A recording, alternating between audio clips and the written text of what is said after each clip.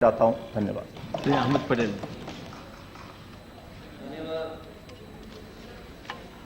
बहुत ही महत्वपूर्ण विषय पे सदन में चर्चा हो रही है। मैं आपका धन्यवाद करता हूं कि मुझे इसमें हिस्सा लेने का आपने मौका दिया। यह कुदरत का रहस्य है या कुदरत का करिश्मा है कि हिंदुस्तान में, हमारे देश में कहीं इलाके ऐसे हैं जहां सूखा है, या कहीं प्रदेश ऐसे हैं कि जो बाढ़ की विभीषिका से जूझ रहे हैं। असम, पंजाब, बिहार, महाराष्ट्र, हिमाचल, गुजरात, एक और जब बाढ़ की विभीषिका से जूझ रहे हैं, तो दूसरे और कुछ इलाके ऐसे हैं कि जहां सूखा है, वहां के लोग प्राकृतिक आपदा कहीं पे विपदा, उसकी वजह से असरग्रस्त है या कहीं लोगों की जानें गई हैं। हर साल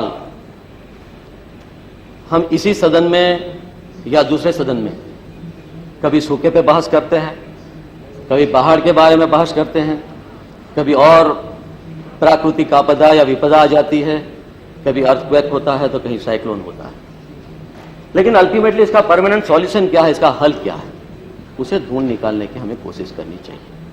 मैं हमारे पूर्व वक्ता को भी सुन रहा था। सही बात है, अगर नदियों को अगर जोड़ा जाए, और ये बहुत पहले से एक विचार है, जिस तरह से उसका अमल होना चाहिए हो नहीं पाया, लेकिन अभी भी शुरुआत होनी चाहिए कि जिसकी वजह से कम कोई जो स्थायी हल या परमानेंट सॉल्यूशन हम निकाल सकें। यह प्रशंसनीय बात है कि अभी जिन इलाकों में बाढ़ आई, चाहे वो बिहार हो, आसाम हो और इलाके, हर जगह तो पहुंचना असंभव है, लेकिन बहुत जगहों पे हमारे प्रधानमंत्री मनमोहन सिंह जी और हमारी अध्यक्षा आदरणीय सोनिया जी पहुंची। न सिर्फ पहुंची बल्कि इन लोगों ने वहां पहुंचने के बाद प्रधानमंत्री जी को या सरकार को अपील की, और उसके बाद जिस तरह से प्रधानमंत्री जी ने टीम वहां पहुंचने की बात की या निर्देश दिए, और उसके साथ साथ जो जरूरतमंद है उनको फायदा हो, उनको राहत पहुंचे, उसके लिए अनाज और बाकी आदि जो चीजें उसका प्रबंध कराने की बात की। मैं मेरे गृह प्रदेश गुजरात के बारे में बात करना चाहूंगा, लेकिन उसके बारे में बात करूं उससे पहले मैं ये कहना चाहूंगा, सामान्य तौर पे कहा जाता है कि ज्यादा बारिश हो जाती है या जो जमीन है पानी अब्जॉर्ब कर नहीं पाती, सोख नहीं पाती, उसकी वजह से बाढ़ आ जाती है। लेकिन यही सब कारण नहीं, और भी कारण है। कभी कभी इंसान की नासमझ, स्थानीय शासन की लापरवाही, बाढ़ का पूर्वानुमान न होना, आपदा प्रबंधी कमी, जल संचय योजनाओं का अभाव, मेरे ख्याल से बाढ़ के लिए मुख्य कारण है। अगर थोड़ी सी हमारे जो स्थानीय शासन या इंसान जो है समझ दिखाए, तो नुकसान होने से बचाया जा सकता है। मैंने अभी मेरे गृह प्रदेश गुजरात का दौरा किया था। 5 दिन तक, खासतौर पे साउथ गुजरात, दक्षिण गुजरात में, चाहे वो बरौदा डिस्ट्रिक्ट हो, भरूच जिला हो जो मेरा अपना डिस्ट्रिक्ट है, सूरत, नवसारी, बलसार और साथ दादरा नगर हवेली, वहां भी जाके हमने देखा है कि जिस तरह का नुकसान हुआ है, लोग परेशान। बारिश हुई 4 घंटे तक, पानी कैसे आया कैसे चला गया पता भी नहीं चला। लेकिन यह भी नहीं पता, बारिश का पानी तो था, लेकिन साथ साथ कभी कभी प्रशासन की लापरवाही की वजह से जब डैम का पानी या टैंक से पानी छोड़ दिया जाता है, तब भी लोग परेशानी में आ जाते हैं। पानी छोड़े उससे कोई एतराज नहीं, लेकिन उसके साथ जो पूर्व सूचना देनी चाहिए वो पूर्व सूचना नहीं मिलती है, उसकी वजह से भी लोग परेशान होते हैं। खास तौर पे देहात में रास्ते खत्म हो चुके हैं, टेलीफोन के खंभे गिर गए हैं, बिजली के खंभे गिर गए हैं, रेल की पटरियां खत्म हो चुकी हैं, भारी मात्रा में नुकसान हुआ। हर साल इसी तरह बाढ़ आएगी, अर्थक्वेक आएगा, साइक्लोन आएगा।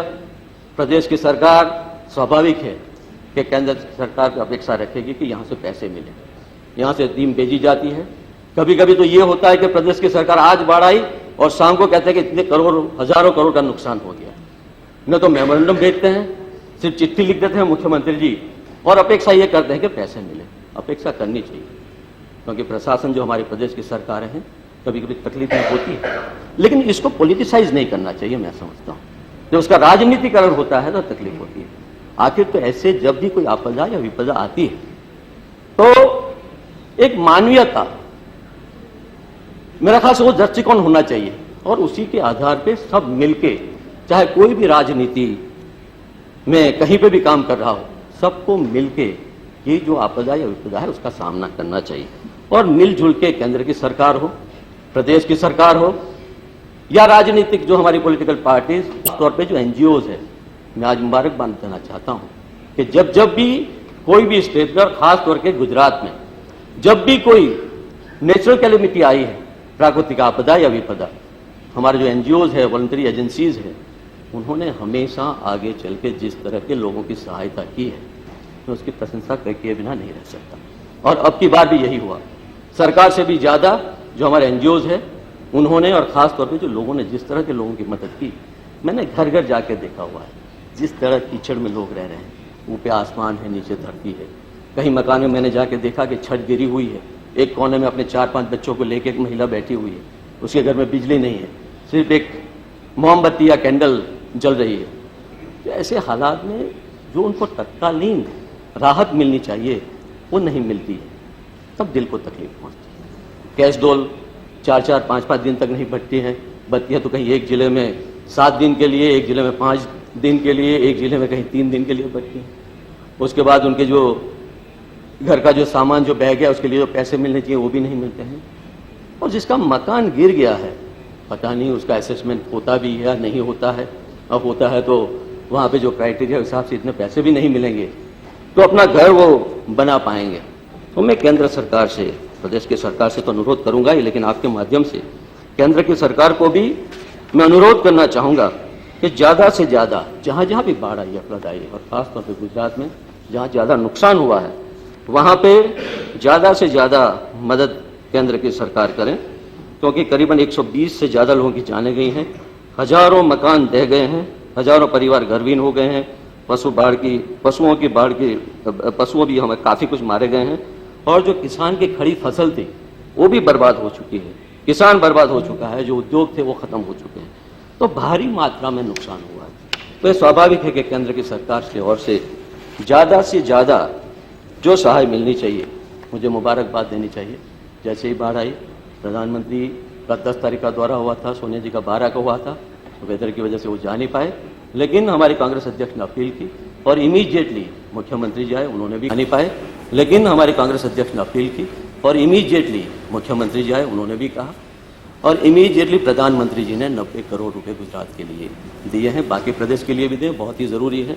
तो बिहार हो, आसाम हो, कहीं जगह तो बाकी जगह से बाहर आती है, चाहे वो हिमाचल हो या आसाम हो या बिहार हो, उसकी वजह से लोगों को तकलीफ होती है। तो जहाँ जहाँ नुकसान होता है केंद्र सरकार से और से ज़्यादा सहायता मिले, ये बहुत ही ज़रूरी है। मैं आखिर में सिर्फ मैं ज़्यादा वक्त लेना नहीं चाहता, काफ़ी नुकसान हुआ है, काफ़ी लोग परेशानी में हैं, तो ज़्यादा से ज़्यादा मदद मिले, लेकिन उससे भी ज़्यादा इसके जो स्थानीय परमानेंट जिसे सॉल्यूशन कहते हैं या temporary solution, short term and long term, जो कुछ मैंने थोड़ा सोच के जो आइडेंटिफाई किया है, मैं सदन के सामने रखना चाहूँगा कि इसके बारे में सोचा जाए। जहाँ तक शॉर्ट टर्म का सवाल है, immediate rehabilitation of the those rendered homeless due to the devastating floods by constructing new houses for the totally destroyed ones and repairing those which are partially damaged.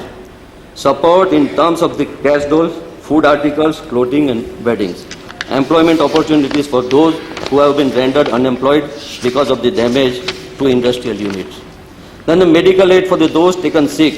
Maintenance of the hygienic conditions by spraying of powder, putting water purifying tablets in drinking water and vaccination against the possible spread of any kind of epidemic. आज हमारे local जो bodies है, चाहे वो जिला परिषद हो, तालुका परिषद हो, हालत है कि उनके पास पैसे नहीं, इनके पास दवाइयाँ नहीं।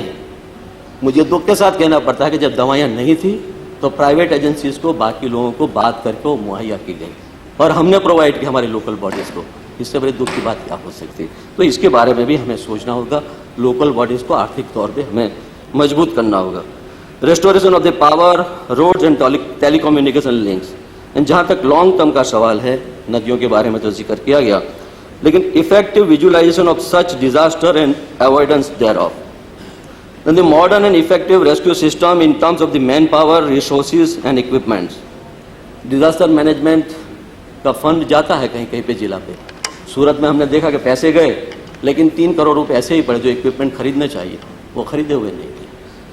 किसकी लापरवाही है, क्या है, उसके बारे में भी सोचना चाहिए।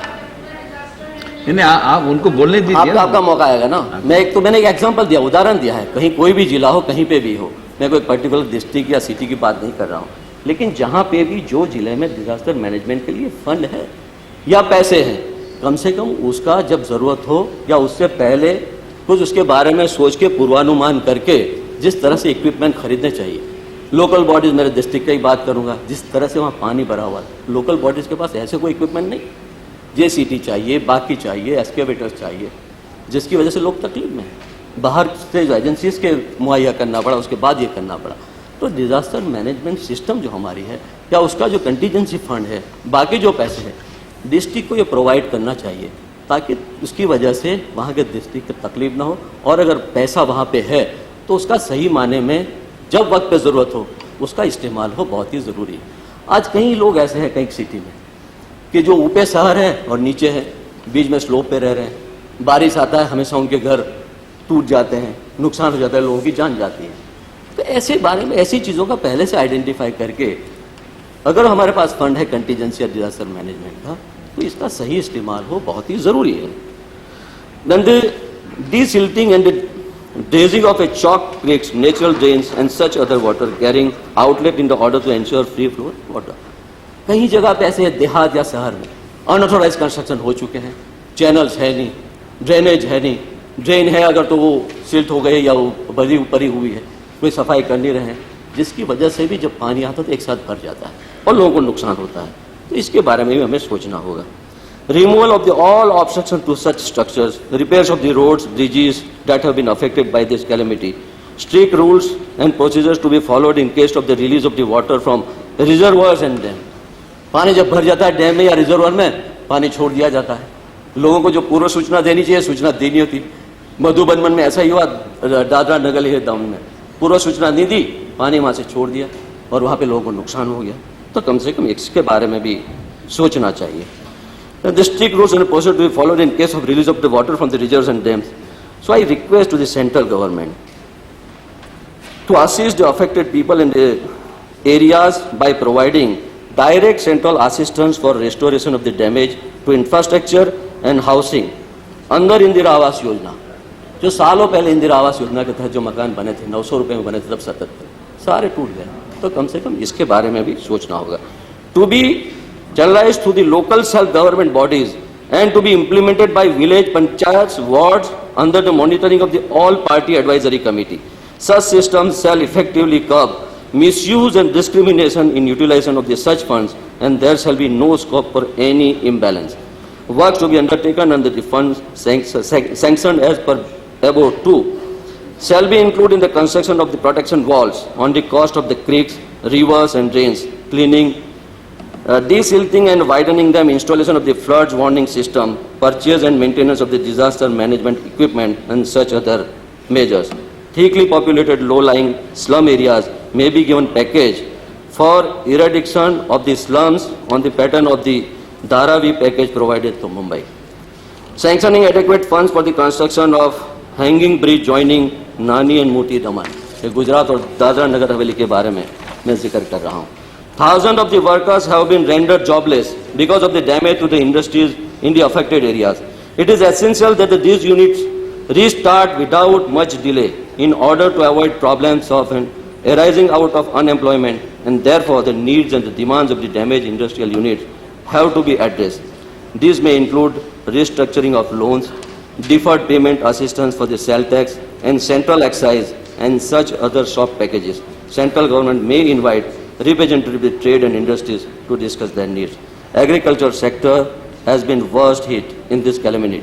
Thousands of acres of these standing crops has been destroyed, and the farmers of this area do not usually have insurance cover, and central government may provide financial aid to the farmers on the basis of acreage of the crop destroyed.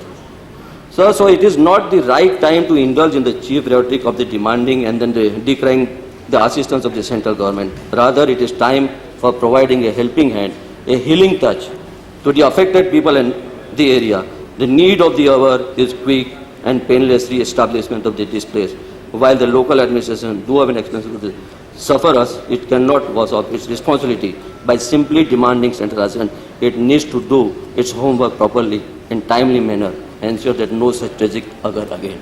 मैं ज़्यादा वक्त लेना नहीं चाहूँगा, लेकिन जो नुकसान हुआ है, चाहे किसी भी प्रदेश में हो, बिहार में हो, आसाम में हो, हिमाचल में हो, गुजरात में हो, महाराष्ट्र में हो, चाहे वो फ्लड की वजह से हो, चाहे ड्राउट की वजह से हो, अपेक्षा करते हैं राज्य की सरकारें कि सेंट्रल की तरफ से मदद मिले। लेकिन हर बार बाढ़ आएगी, नेचुरल कैलेमिटी आएगी, सेंट्रल कितना भी पैसा देगा, जहाँ तक इसका परमानेंट सॉल्यूशन नहीं ढूंढा जाएगा, मैं समझता हूँ कि इसी दिशा में हमें प्रयास करने होंगे, तो ही मैं समझता हूँ कि हम जो सही मायने में लोगों को मदद करना चाहते हैं कर पाएंगे। धन्यवाद। Last speaker